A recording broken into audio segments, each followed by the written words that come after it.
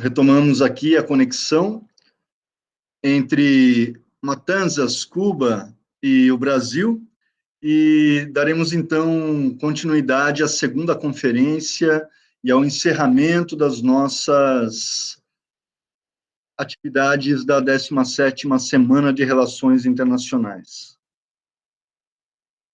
Quero agradecer, então, imensamente ao professor Oscar Hernández Pinera, docente e professor da Universidade de Matanzas e do curso de mestrado em Estudos Sociais. Quero agradecer muitíssimo ao professor Oscar, que já desenvolveu algumas atividades conosco nos últimos anos, desde o ano de 2017, quando nos conhecemos em Matanzas. O professor Oscar Pinera me recebeu em sua universidade para uma palestra sobre o golpe de Estado no Brasil em 2016. Lá estivemos com docentes, professores, num ambiente muito agradável e muito interessante, ao qual pretendo retornar para que possa reencontrar os amigos e camaradas de lá. Mas, mais do que uma simples conferência em 2016, conseguimos, através dessa parceria, o desenvolvimento de um convênio internacional que colocamos o título, então, Intelectuais, Política e Sociedade na América Latina. É um convênio de parceria e colaboração científica entre nossas duas universidades, e já apresentou alguns frutos, uma publicação de artigos de professores da Universidade de Matanzas em revista científica brasileira, a Revista Crítica Educativa, onde 2 professores do Departamento de História colaboraram com pesquisas realizadas na Universidade Cubana, e realizamos assim também, no ano de 2019, o curso de extensão internacional Intelectuais, Política e Sociedade na América Latina, onde o professor Oscar Pinera desenvolveu uma aula sobre o pensamento de José Martí e Simón Bolívar. Em mais uma etapa do nosso convênio internacional, convidamos, então, o professor Oscar Pinera para que pudesse, então, abordar uma temática das mais importantes no cenário atual. A questão das crises políticas na América Latina, sobretudo as relações da América Central com a América do Norte, diante do embargo estadunidense a Cuba. Assim, professor Oscar, muito obrigado, a palavra é sua e agradecemos sua participação. Bueno, buenas tardes entonces. Yo también siento un placer muy grande en poder compartir nuevamente con usted, Jefferson, particularmente, y también con todos los que nos escuchan y nos podrán ver en nuestra conferencia. Yo estuve escuchando la del doctor Buceto. Muy interesante conferencia. Espero yo poder estar a la altura al menos del profesor Buceto.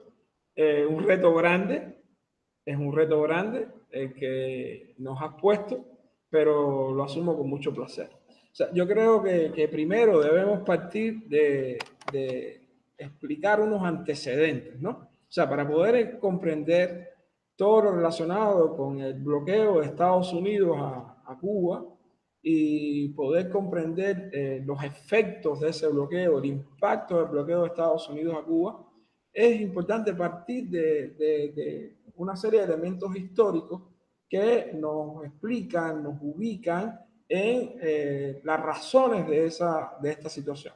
Lo primero es partir del hecho de que incluso en el siglo XVIII, antes de que Cuba fuera una nación independiente, aún era colonia de España, antes de que Estados Unidos incluso fuera nación, aún eran las 13 colonias, o sea, en 1767, Benjamin Franklin planteaba que por la situación geográfica de Cuba, prácticamente ahí a las puertas de la desembocadura del Mississippi, por esa ubicación geográfica, Cuba debía formar parte de un futuro Estado, una futura Unión norteamericana.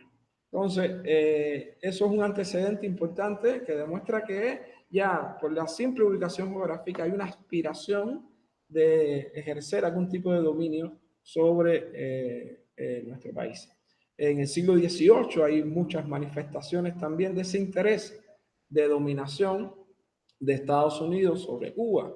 Se puede hablar, por ejemplo, de la llamada política de la fruta madura de James Adams, lanzada en 1823, o sea, estamos hablando de la primera mitad del siglo XIX, donde planteaba que como mismo existen leyes de gravitación física universal, también existen leyes de gravitación social, y que como mismo una fruta, una vez que se madura, no puede permanecer atada a su árbol y cae a tierra, pues eso mismo debía suceder con Cuba. O sea, cuando España no pudiera sostener más su dominio sobre Cuba, cuando Cuba no pudiera mantenerse más atada a España, gravitaría, caería naturalmente bajo la dominación de los Estados Unidos. Igual, Cuba entra en esa política conocida como la doctrina Monroe de América para los americanos, que realmente es América para los norteamericanos, y hay un interés también allí de no dominación europea sobre América, pero Cuba entra ahí precisamente porque en esos momentos se están desarrollando las guerras de independencia en América Latina. Y hacia 1826, cuando se hace el Congreso Anfictiónico de Panamá, y ahí figuras importantes de la política del momento, Simón Bolívar, entre otros, que plantean el interés de ayudar a Cuba a luchar por su independencia, a obtener su independencia, pues simplemente la posición de Estados Unidos fue plantear de que no debía Cuba formar parte, o sea, ese elemento no debía formar parte de lo que se discutía en el Congreso Anfictiónico de 1826. Hay otros antecedentes importantes. Durante las guerras de independencia, por ejemplo, Estados Unidos, en la guerra de independencia de Cuba en 1868 a 1878, Estados Unidos planteó una posición neutral, se declara neutral en esa guerra que Cuba está librando por su independencia. Y realmente lo que hizo fue apoyar a España, brindarle información sobre las acciones que los mambises cubanos, los independentistas cubanos realizaban en Estados Unidos, vendió armamento a España y realmente su neutralidad fue totalmente falsa, ¿no?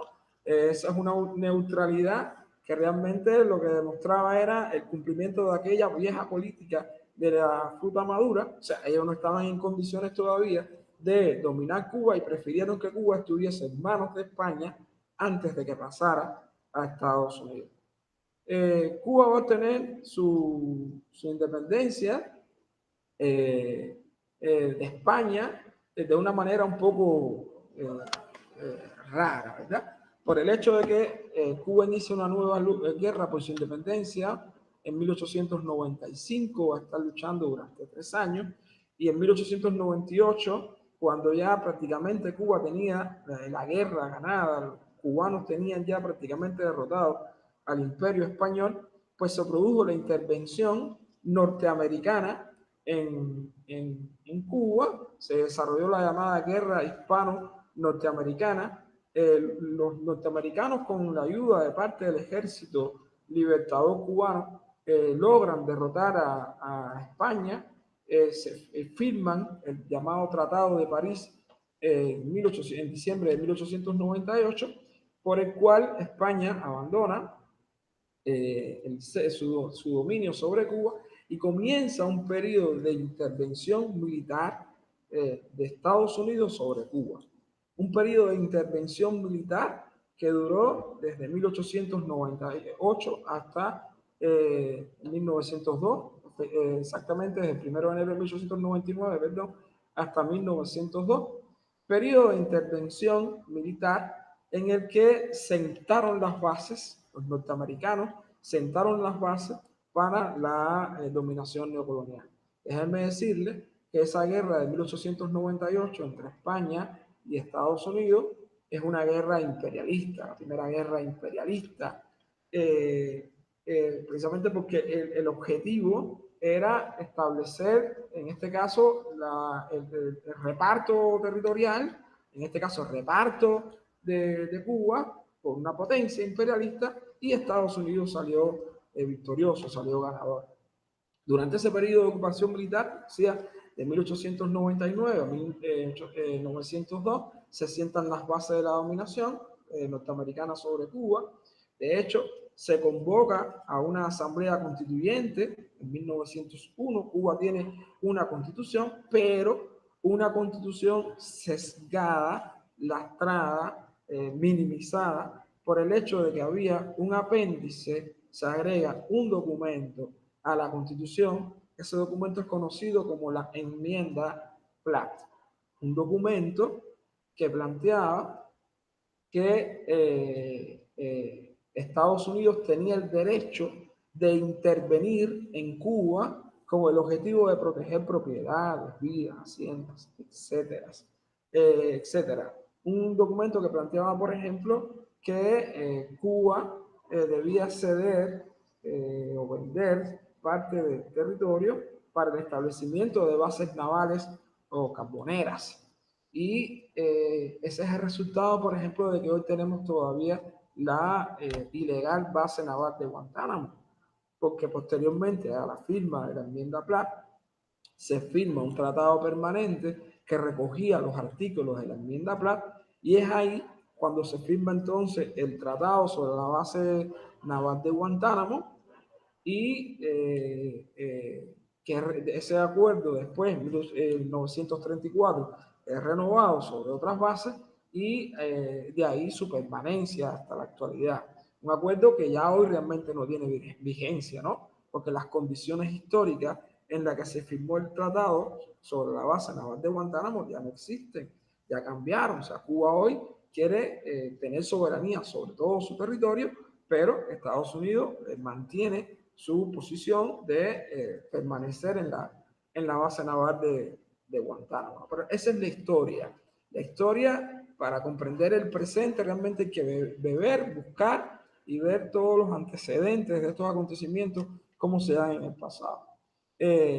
Durante 58 años, Cuba vivió bajo esa hegemonía de Estados Unidos, esa dominación de los Estados Unidos, hasta que en enero de 1959, el 1 de enero de 1959, triunfa la Revolución Cubana, movimiento revolucionario que se había iniciado desde 1953 en la lucha contra la tiranía de Fulgencio Batista, del dictador Fulgencio Batista, y que luego de distintas fases, de distintos momentos, logra triunfar como revolución, movimiento revolucionario, el 1 de enero de 1959. Y ahí comienza otra historia entonces. O sea, a partir del 1 de enero de 1959, nosotros entramos en una nueva fase de nuestra historia. Es la revolución que toma el poder bajo el liderazgo de Fidel Castro, bajo el liderazgo de figuras como Raúl Castro, Ernesto Che Guevara, Camilo Cienfuegos, y comienza una revolución que busca transformar todo el sistema de relaciones, de hecho, con Estados Unidos, buscar el establecimiento de relaciones verdaderamente entre dos naciones que tienen iguales derechos, que tienen iguales responsabilidades. Y primero que todo, la Revolución Cubana quiere rescatar la soberanía nacional.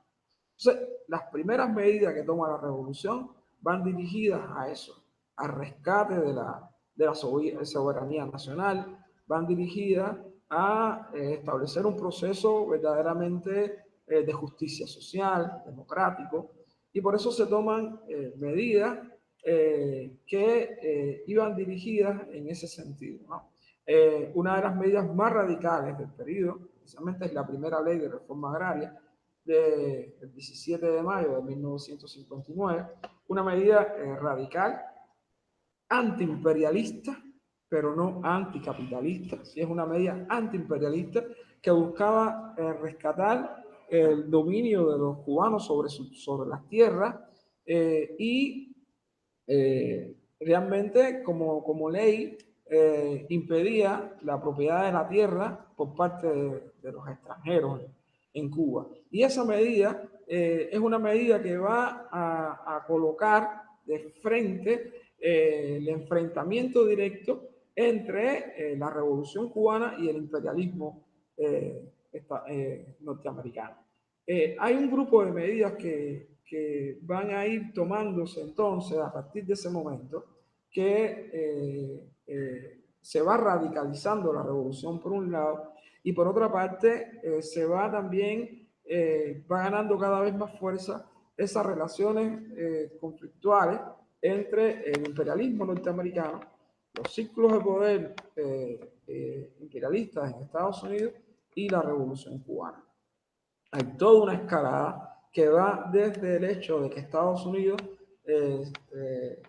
cerró las compras de azúcar que hacía Cuba, o sea, suspende la compra de la cuota azucarera cubana. Cuba nacionalizó los 36 centrales norteamericanos que quedaban en el país. Estados Unidos se niega a enviar petróleo a Cuba. Cuba comienza un convenio en el 60 con la Unión Soviética para la compra de petróleo a la Unión Soviética, a la extinta Unión Soviética, y ese petróleo que llega a Cuba, las refinerías norteamericanas se niegan a refinarlo. O sea, no refinan más el petróleo de la Unión Soviética, como si el petróleo tuviera ideología, ¿no? Como si el petróleo también tuviera alguna ideología, se niegan a refinar ese petróleo, y Cuba adopta la medida entonces, agosto, septiembre del 60, de nacionalizar las compañías refinadoras de petróleo, la Texaco, la ESO, etcétera, y más para adelante, o sea, unos meses después, ya nacionaliza casi todas las empresas norteamericanas que habían en el país. Es un acto total de soberanía de nuestro país.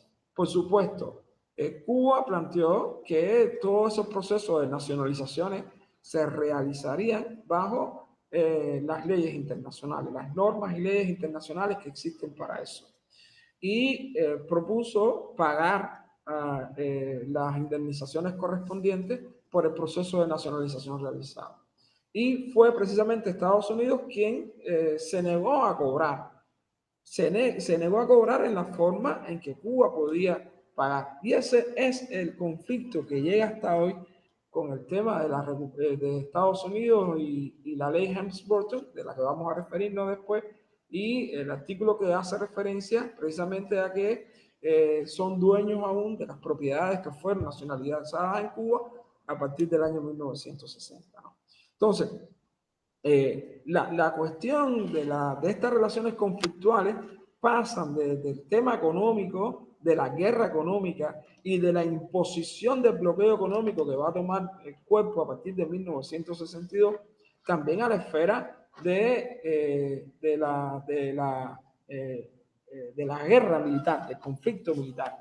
En abril de 1961, entre el 16 y el 19 de abril de 1961, se produjo la invasión militar mercenaria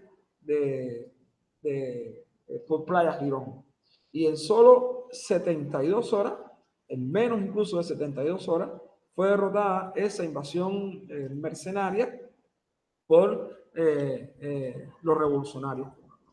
Y Fidel consideró posteriormente que Playa Girón se convirtió en la primera derrota del imperialismo yanqui en América Latina, con toda razón, ¿no? Hasta ese momento habían estado invadiendo territorios en América Latina, imponiendo dictadores durante todo el siglo XX, y esta vez no lo lograron en el caso de Cuba.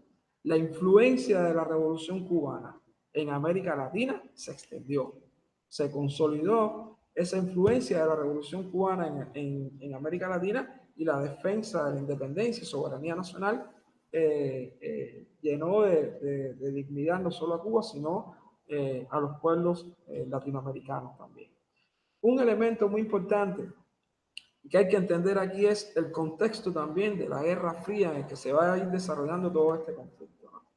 Y el hecho de que Cuba estableciera relaciones con la Unión Soviética firmara un convenio comercial después con la Unión Soviética, llevó a que Estados Unidos primero condenara a Cuba en la OEA y después, en el año 62, se produjera la expulsión de Cuba de la OEA, o sea, de la Organización de Estados Americanos, y Cuba, por supuesto, también planteó en la primera y segunda declaración de La Habana su derecho a la defensa de su soberanía nacional, a la defensa de los intereses de los más pobres, de los más humildes, en unas declaraciones en la plaza cívica, en la plaza pública, en la plaza de la Revolución, donde el pueblo cubano representado allí en cientos de miles de personas votó a favor de esa declaración de como soberanos, independientes y dueños de nuestro propio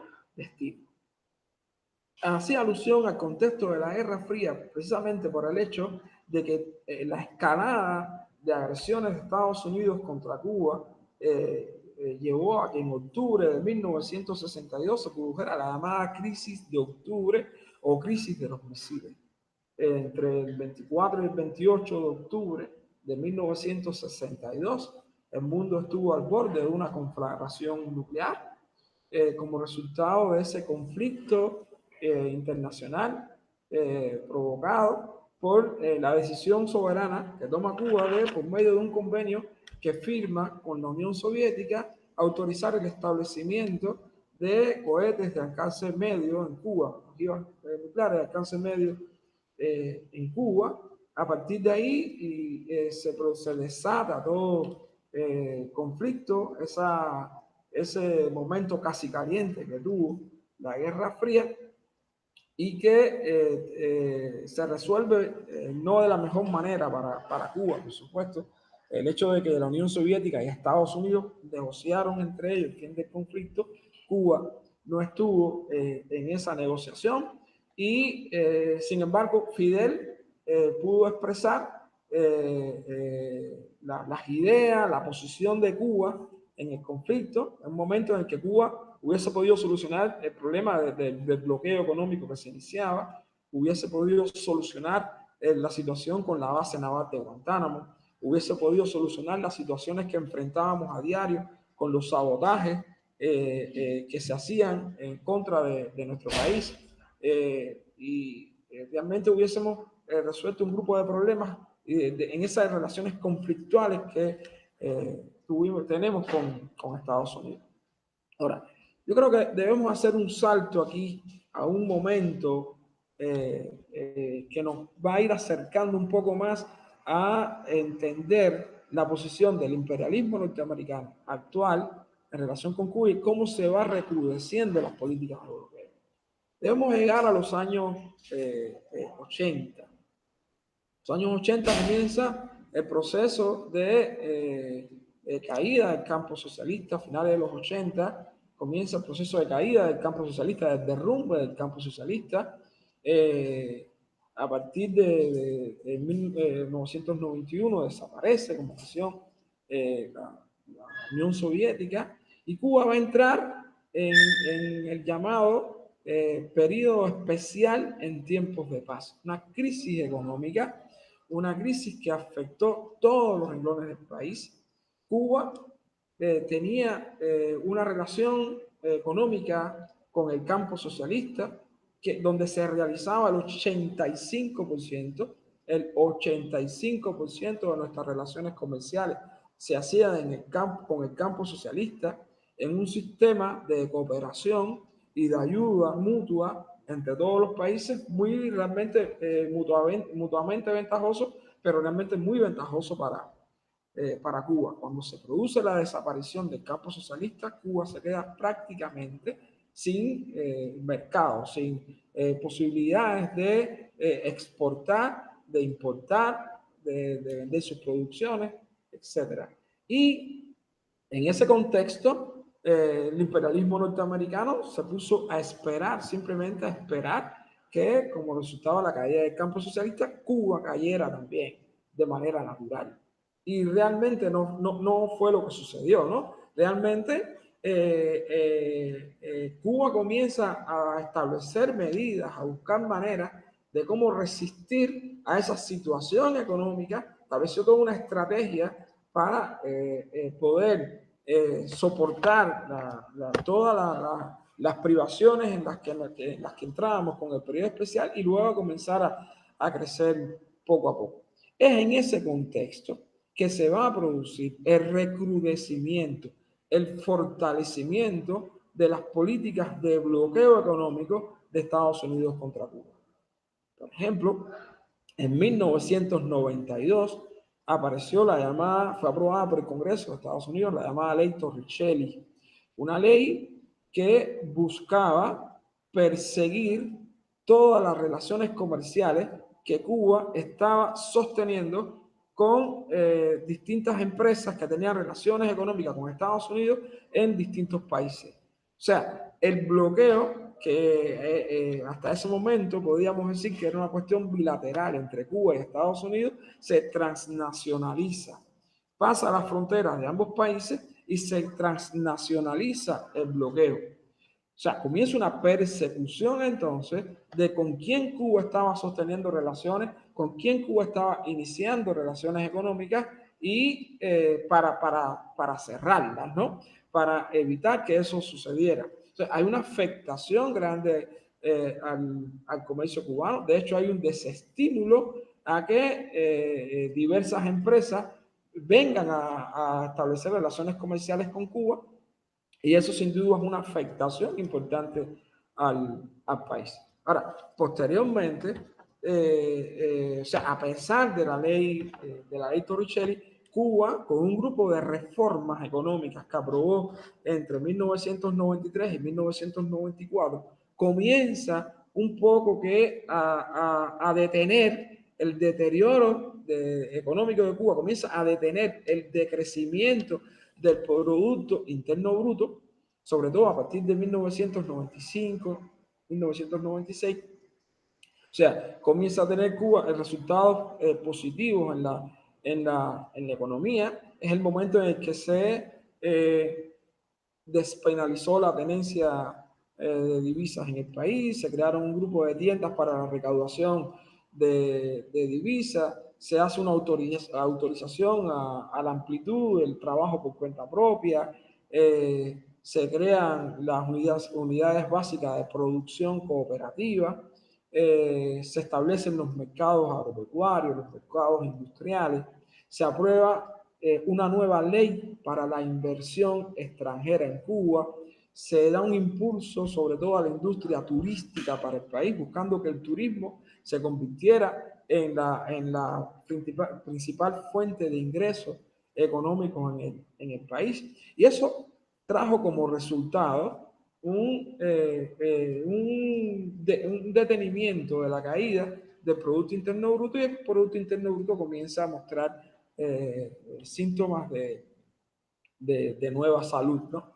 Y es en ese contexto que en el año 1996 Estados Unidos aprobó una nueva ley, la llamada Ley Helms-Burton, una ley que codificaba el bloqueo, una ley que creaba la imagen, el espejismo de que ningún presidente, a partir de la aprobación de la ley Helms-Burton, podría cambiar la situación de las relaciones económicas con Cuba y podía levantar el bloqueo, algo que ya está demostrado que no es totalmente así.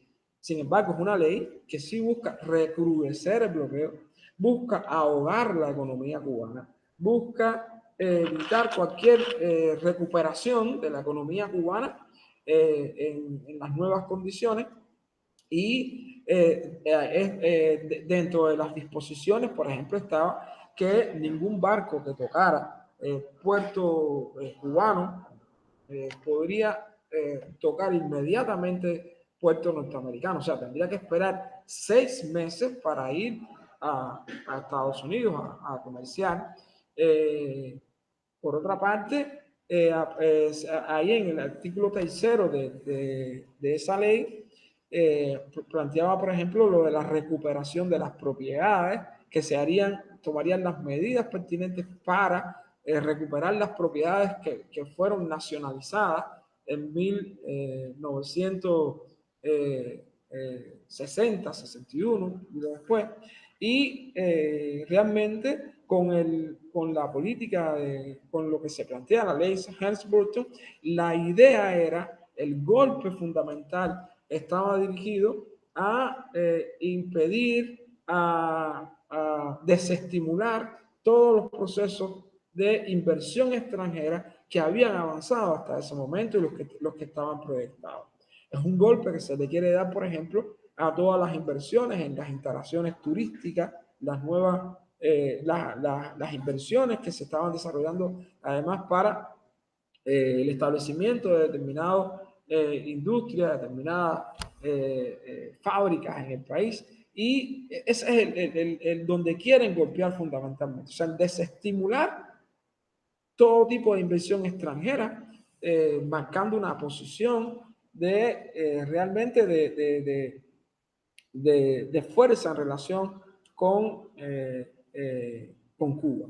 Ahora, es importante también, en esa misma época, año 96, año 97, se desataron todo un grupo de atentados en contra de la Revolución Cubana, en contra de atentados que se hacen en sectores determinados de la economía cubana, fundamentalmente en el sector del turismo.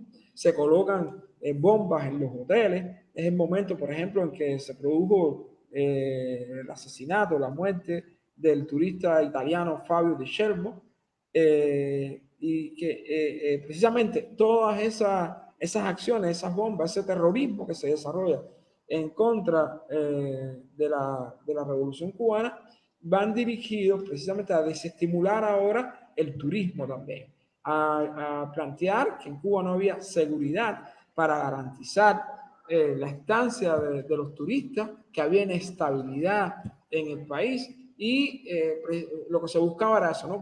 Golpear precisamente en un sector que era estratégico para el desarrollo de las proyecciones económicas del país.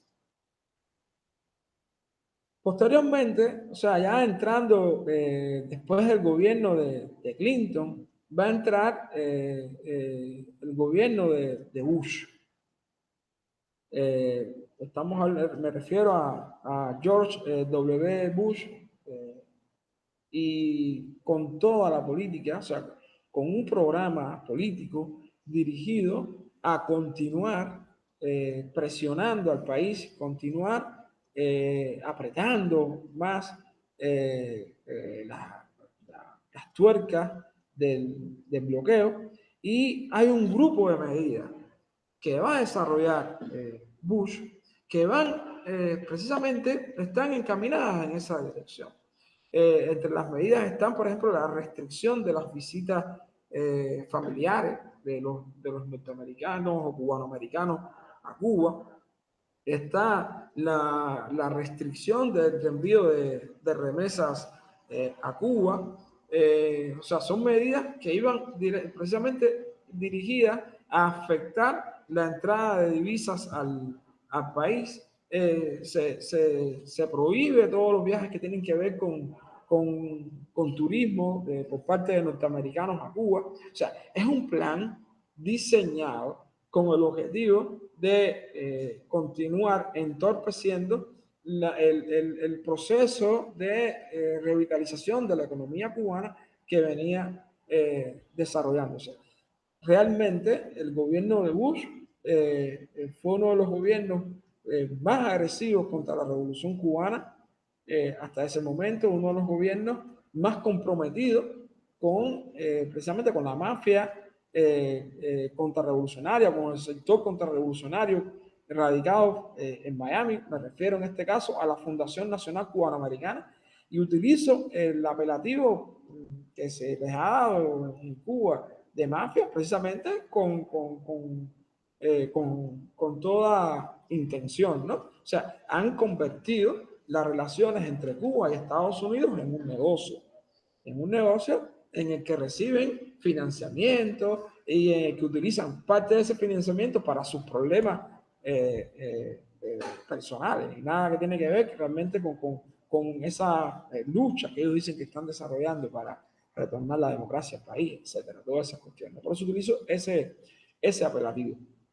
Y realmente, insisto, hay un compromiso importante en en ese sector de la ultraderecha de Miami con la presidencia de Bush, que los lleva a consolidar posiciones contra el bloqueo, a recrudecer el bloqueo de Estados Unidos a Cuba y que tuvieron elevados niveles de afectación al país. Se calcula en más de 1.070.000 millones de dólares el costo que ha ocasionado el bloqueo de Estados Unidos a Cuba. Realmente con una semana sin bloqueo, Cuba resolvería muchísimos problemas económicos que tiene en la actualidad. Después del gobierno de Bush viene la era de Obama, ¿no? Presidente Barack Obama ha sido reconocido internacionalmente, igual por los cubanos, los norteamericanos, por el cambio de política que desarrolló hacia Cuba. Cambio de política que sobre todo en los 2 últimos años de su mandato desarrolló en relación con Cuba. Yo debo decir que la política de Obama no es una política que no se hubiese ensayado de alguna manera por otro gobierno específicamente norteamericano.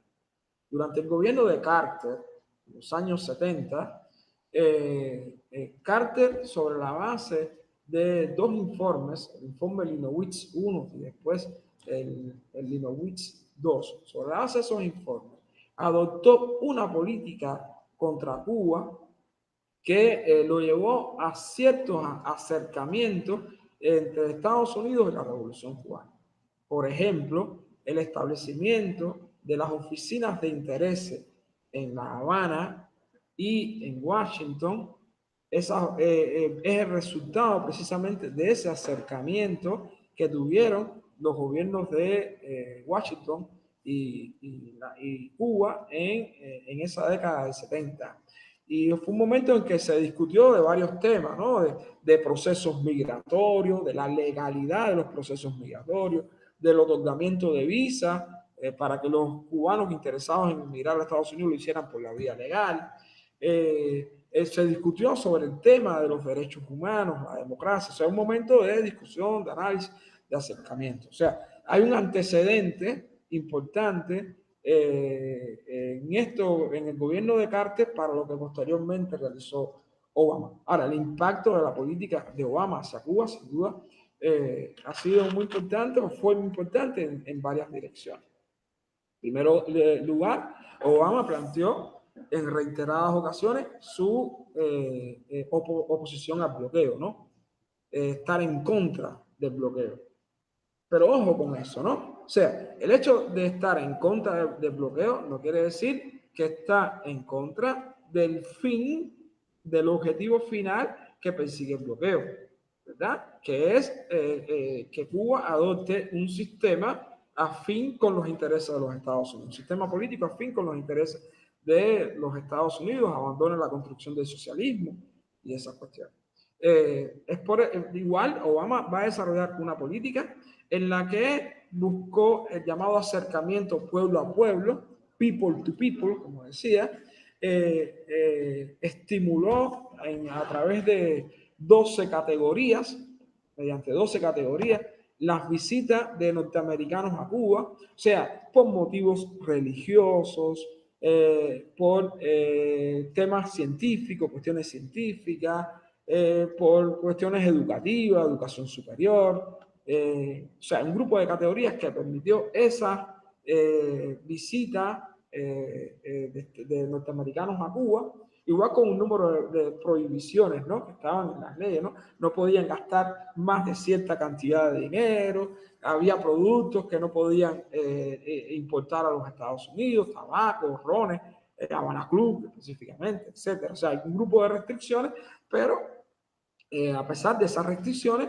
se incrementan las visitas de Estados Unidos hacia Cuba, pero además se establecen líneas aéreas, vuelos con carácter comercial, etcétera, entre Cuba y Estados Unidos, como resultado de esa política que aplica Obama, se estableció igual una política migratoria, la autorizó, de alrededor de 20.000 visas anuales, era lo que estaba acordado desde los años 90, y se le dio un impulso a eso también. Obama, por otra parte, también eliminó toda aquella política de Bush que planteaba lo de la restricción de las visitas familiares. O sea, hay toda una política que se va a desarrollar durante los 2 últimos años, insisto, eso es el último periodo de Obama en la presidencia, que realmente colocaron la discusión, las relaciones entre Cuba y Estados Unidos en otro nivel donde estaba primando el diálogo, estaba primando las conversaciones, o sea, se realizaron un grupo importante de reuniones entre delegaciones cubanas y norteamericanas, se hacían una en La Habana, otra en Estados Unidos, y se debatían de todos los problemas. Insisto, derechos humanos, democracia, la lucha contra el terrorismo, el tema de las drogas, o sea, todo eso se llevó a la mesa de negociaciones. Como resultado de esa política, se aprobó, por ejemplo, un acuerdo importante entre la Federación Cubana de Béisbol y las grandes ligas de béisbol estadounidense para evitar que siguiera, o sea, evitar el tráfico humano, el continuo abandono de delegaciones de deportistas cubanos, abandonaban la delegación para emigrar hacia los Estados Unidos por buscar enfrentar el mejor béisbol del mundo, mejoras económicas, todas esas cuestiones que realmente fueron afectando el béisbol cubano y que se establecía por medio de este acuerdo entre Grandes Ligas y la Federación Cubana de Béisbol, un acuerdo que permitía legalizar, ordenar la entrada de peloteros cubanos en el béisbol norteamericano. Hoy, el único país del mundo de los que juegan, donde se juega béisbol, cuyos peloteros tienen que irse para otro país para poder jugar en Grandes Ligas, es precisamente Cuba. Y la razón fundamental está en el imperialismo norteamericano, ¿no? Y las políticas imperialistas y la política de bloqueo que aplica Estados Unidos contra Cuba. Entonces, la política de Obama entonces es una política que cambia en la manera de relacionarse con Cuba, no cambia en el fin de lo que busca esa política, pero realmente los cubanos estamos dispuestos a negociar. O sea, siempre hemos dicho que sobre la base de determinados principios, ¿verdad? No negociamos la soberanía, no negociamos la independencia, pero sobre la base de determinados principios, el respeto mutuo, el derecho a escuchar todas las posiciones, las partes, sobre la base de eso, pues podemos negociar, conversar, etc. Y esa era la vía, esa era la posición de Obama. De hecho, se establecieron, o sea, las oficinas de intereses pasan al estado de embajada. Por primera vez en 60 años Cuba pudo tener, ¿verdad?, una embajada en Estados Unidos y Estados Unidos una embajada en Cuba con todas las disposiciones que tienen las embajadas, y eso también facilitaba las relaciones que podían establecerse entre Estados Unidos y Cuba. Obama en varias ocasiones habló incluso de proponer, de llevar, intentó llevar al Congreso el tema de la discusión del bloqueo, pero hasta ahí sí no pudo avanzar. Yo creo que no pudo avanzar también por lo que yo les decía, de ese criterio un poco, o sea, ese criterio que se impuso de que el bloqueo ahora solo podía ser eliminado por el Congreso y que el presidente de Estados Unidos no podía hacer nada para levantar el bloqueo. Eso realmente no es cierto, ¿no? O sea, hay maneras de desmontar el bloqueo por parte del presidente de Estados Unidos, porque el bloqueo es una cuestión de política exterior. Y la política exterior de los Estados Unidos la representa, la dirige el presidente del país. Entonces hay cosas que sí puede hacer en relación con el bloqueo y determinadas licencias y autorizaciones que puede hacer que por sí solas desmontarían el bloqueo casi totalmente, ¿no? Pero no pudo avanzar más por esa concepción. Y llegamos entonces después a la era Trump. Sí, llegamos a la era Trump. Trump, que desde su campaña electoral fue variando mucho de posición, y así al final planteó que echaría atrás las políticas establecidas por Obama. Aquí es el enfrentamiento, como estábamos hablando ayer con el doctor Jefferson, entre el llamado hard power, ¿verdad? Contra el soft power, ¿verdad? Viene con el hard power Trump, o sea, política dura, fuerte, de enfrentamiento, de conflicto, y toda la política que se había establecido durante el gobierno de Obama, pues la desmontó y la llevó a un paso anterior, e incluso recrudeció más aún el bloqueo en contra de Cuba y las políticas de persecución a todo lo que tenga que ver con Cuba. Y lo primero que hizo fue el desmontaje del sistema de relaciones por medio de las dos embajadas. Acusó a Cuba de haber establecido o realizado un ataque sónico contra la embajada de Estados Unidos en La Habana, algo que no ha sido probado de ninguna manera, y limitó la presencia de personal diplomático de Estados Unidos, sacó también tuvo que salir parte del personal diplomático de Cuba en Washington, y realmente la, la afectación que ha tenido el establecimiento de esta directiva en relación con las embajadas ha redundado en que los cubanos, para poder viajar a los Estados Unidos, lo que pueden, tienen que buscar por otros países, por Colombia, por Guyana, etcétera, para que le den entonces permiso, la visa y poder viajar. O sea, ha entorpecido todo el sistema de viajes, ¿no?, de Cuba hacia los Estados Unidos. Por otra parte, esa política de recrudecimiento, de bloqueo por parte de, de Trump nos ha llevado a la situación, por ejemplo, que estamos teniendo hoy, que yo no pude dar mi conferencia por StreamYard porque hace más o menos una semana fue precisamente bloqueada. Como mismo está bloqueado para Cuba Zoom, o sea, nosotros no tenemos acceso a esa plataforma. Como mismo se bloquea, por ejemplo, ¿cómo se llama esta otra plataforma? ClearMeet. Entonces, no es posible llegar a, a este tipo de conferencias, a realizar este tipo de conferencias por todas estas restricciones que impone el bloqueo de Estados Unidos. Por otra parte, por ejemplo, Trump hizo lo que no había hecho ningún presidente norteamericano. Trump puso o habilitó el artículo 3 de la Helms-Burton, y eso provocó que muchísimas personas comenzaran a establecer juicios, a buscar abogados para el reclamo de sus propiedades en Cuba, ¿no? De los que ellos denominan como sus propiedades en Cuba. Y realmente eso ha desatado toda una polémica y discusiones, y realmente las propiedades están en Cuba. Hay que venir a Cuba y ver si Cuba va a ceder realmente ante una presión como esa y una cuestión de ilegalidad como esa, ¿no? Pero además se han recrudecido las multas para aquellos bancos, negocios que realizan determinadas empresas con Cuba. El banco, precisamente el HSBC, tuvo una multa de más de 800 millones hace poco tiempo. Bancos holandeses, franceses, o sea, han sido precisamente multados por cuestiones de crédito, de financiamiento, de relaciones comerciales, o sea, han sido multadas precisamente por eso.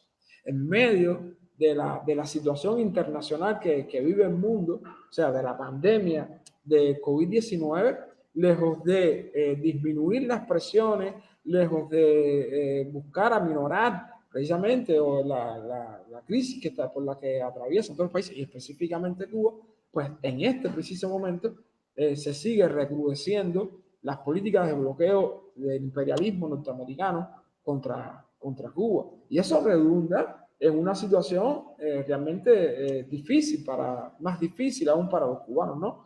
Que hemos sabido mantener una actitud, diríamos, de enfrentamiento, de lucha, de buscar una actitud positiva ante la situación, pero realmente nos afecta.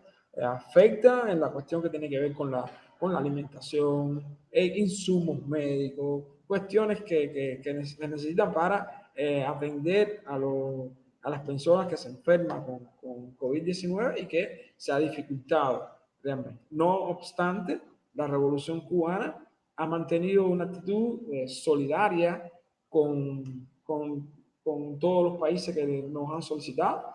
Brigadas médicas cubanas han estado incluso en Europa, en Italia, estuvieron en Andorra, por supuesto en África, en distintos países de América Latina. No estamos en Brasil precisamente por las políticas que aplicó el señor presidente de Brasil, Jair Bolsonaro, quien incluso ha planteado su amistad incondicional con Trump y sus políticas se alinearon con la política de Estados Unidos, con la política de Trump, y los médicos cubanos que desarrollaban una labor solidaria e importante en Brasil, bueno, tuvieron que salir como resultado de las políticas aplicadas por Bolsonaro, si no también estuviéramos ayudando a Brasil, que ha pasado por una situación grave también en todo esto relacionado con la pandemia de COVID-19.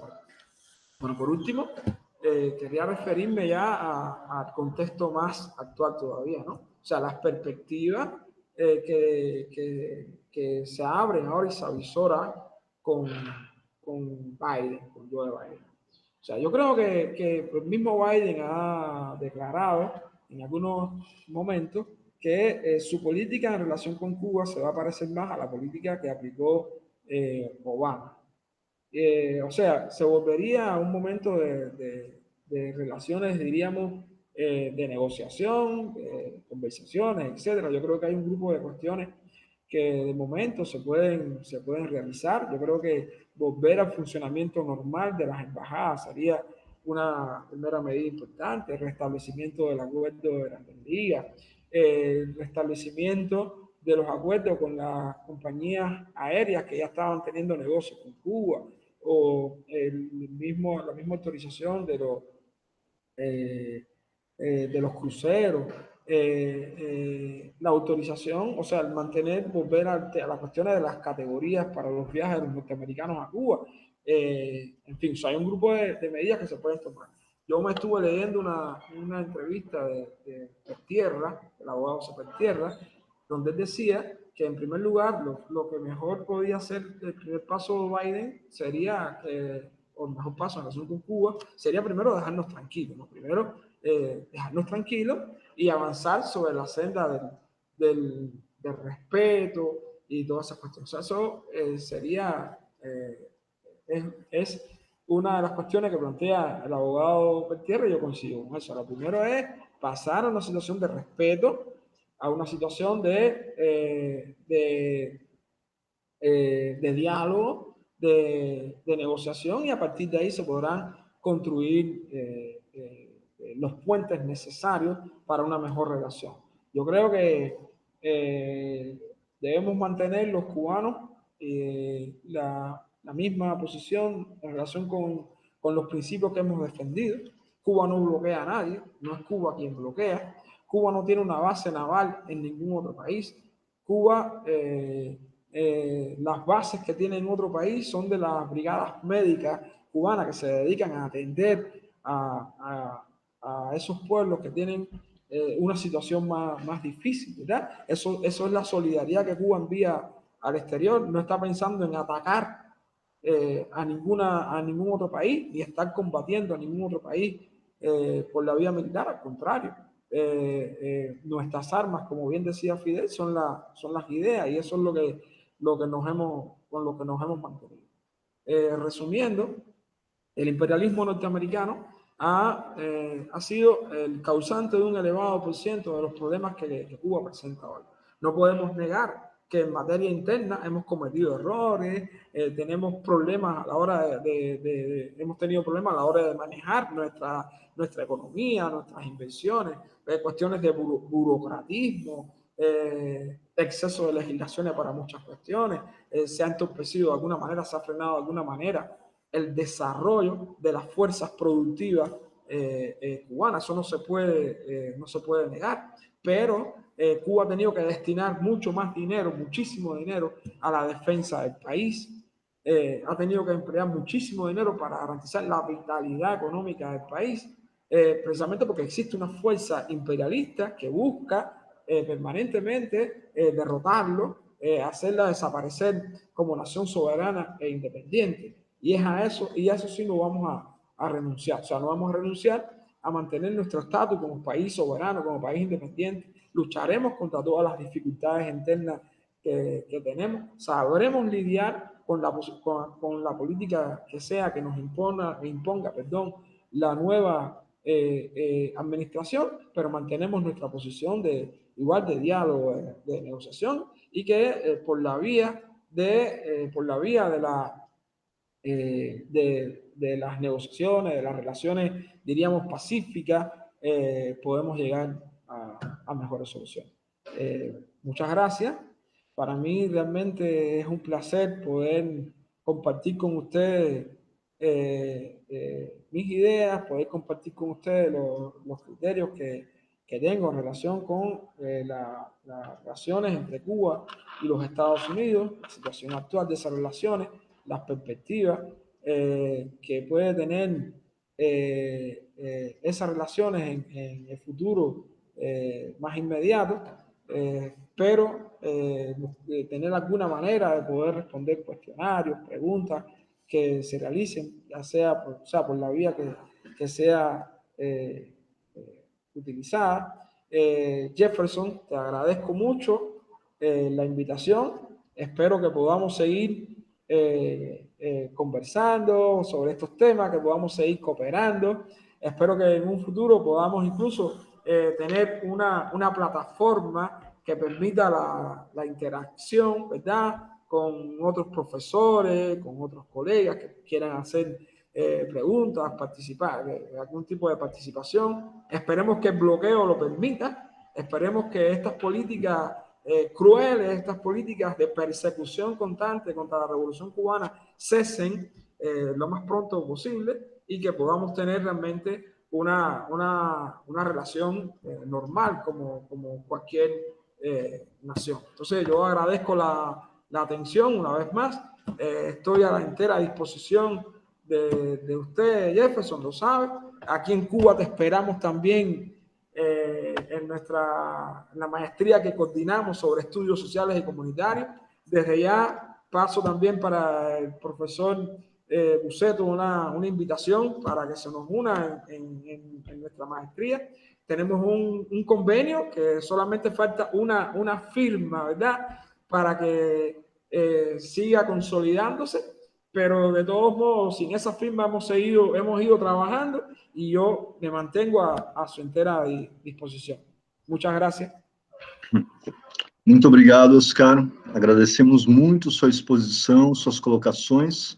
O professor Oscar proporcionou aos participantes do evento uma análise histórica sobre os desdobramentos políticos de Cuba no cenário contemporâneo, especificamente no cenário contemporâneo, mas com antecedentes ricos para que possamos entender as condições e as vitórias da Revolução Cubana nesta conjuntura. Para nós encaixar no último dia de discussões do nosso evento a temática sobre Europa, Oriente Médio e América Latina em duas abordagens, representou um desafio e um objetivo também dos mais importantes: evidenciar para os internacionalistas, para os pesquisadores, estudantes da Unesp, a importância de olharmos para o sistema internacional além dos grandes blocos hegemônicos, além do olhar ao hemisfério norte, seja nos Estados Unidos da América ou na Europa. Por isso, como uma das últimas ideias e referências desta Semana de Relações Internacionais, fazemos menção aqui às ideias de autonomia, de independência e de soberania nacional para as nações latino-americanas e para as nações em todo o mundo, pensadas por intelectuais como José Martí, Simão Bolívar, entre outros nomes. Mas é com Aníbal Quijano que penso em colocar um último referencial, pois o intelectual peruano Aníbal Quijano nos ensina sobre a necessidade de descolonizarmos as ciências sociais. E assim, a Semana de Relações Internacionais pensa numa perspectiva de análise além dos grandes temas hegemônicos e dos grandes objetos que são fundamentais, importantes, mas que muitas vezes não dão margem a discussões de temas também de extrema relevância que são colocados em segundo plano. Assim, compreender o Oriente Médio, a América Latina hoje, em uma perspectiva científica, por pesquisadores e estudiosos como vocês, enriquece a nossa atividade em grande medida. Creio que agora é o momento, então, para as palavras finais desses 4 dias de trabalho. Nós aqui organizamos a 10ª Semana de Relações Internacionais, com a fundamental contribuição dos 8 professores que fizeram parte do corpo de pesquisadores do nosso evento. Então, assim, agradecemos todos os docentes, os professores e as professoras que de quarta a hoje, sábado, estiveram conosco abordando diferentes temáticas dentro do tema central deste evento. O que há de melhor para compensarmos os limites de um evento que não é presencial, de um evento online, é que todas essas atividades estão registradas e poderão agora ser acessadas, e todos esses materiais e discussões serão material de estudo para os estudantes interessados. Assim, dentro do YouTube, ficaremos com o nosso canal com as palestras lá arquivadas. Agradeço muitíssimo, então, a vocês, hoje, aos professores dos dias passados. Agradeço à Unesp, seus servidores, como o Tiago e os colegas do STAEP, e todos aqueles companheiros, amigos, colegas de trabalho, camaradas que nos ajudaram a divulgar, participando e colaborando para a realização deste evento. Assim, a 17ª Semana de Relações Internacionais da Unesp, 17 anos de evento, consolidam uma proposta que vem ganhando força, maturidade, que já é, então, um evento tradicional dentro dos cursos de Relações Internacionais. Agradecemos aos professores e teremos, com certeza, outras e novas oportunidades de trabalho em conjunto. Obrigado, então, nos despedimos aqui e agradecemos muito a todos vocês. Foi um prazer os trabalhos, as discussões e os aprendizados numa perspectiva de relações internacionais que buscamos construir dentro da Unesp e que, creio, será de grande contribuição para a formação dos estudantes que chegarão ao mercado de trabalho em alguns anos e que acreditamos que podem contribuir para que possamos romper grilhões, barreiras na construção de estados nacionais independentes, autônomas, numa lógica de colaboração e de relações positivas para o desenvolvimento destes países, e as contribuições dos professores, então, foram fundamentais. Muito obrigado, boa tarde a todos, nos despedimos, então, e nos reencontraremos em novos trabalhos.